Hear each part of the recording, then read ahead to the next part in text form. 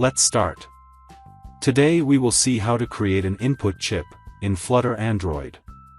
Let's see the main.dart file.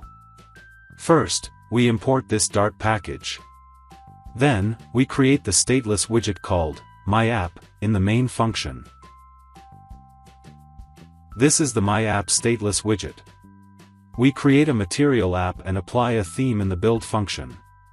The home attribute is set to a stateful widget called myHomePage. This is the myHomePage stateful widget. Here we create a state object of this stateful widget, whose name is _myHomePageState. This is _myHomePageState class. Here we will design our app. These are the data members. Here, we have two lists. One list contains the names of the 3 input chips. And the other list contains the selection status of the 3 input chips. By default, all the chips are unselected. In the build function, we have a scaffold widget upon which we will build other widgets. The appBar attribute is set to the appBar widget. We have used the title variable as the title of this appBar.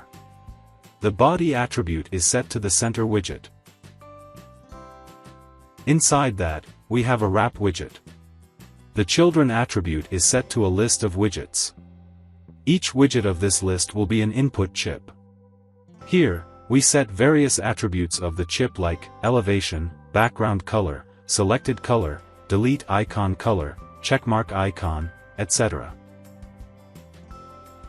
This is how we set the label of the chip. It gets the value from the list of strings that we had earlier created. This is how we set the selected attribute. It gets the value from the Boolean list that we had earlier created. When the chip is clicked, this onSelected function gets called. Here we toggle the selection status of the chip. If the chip is already unselected, then we make it selected. If the chip is already selected, then we make it unselected. When the delete icon of the chip is clicked, this is how we remove the chip from the screen. Let's run the app.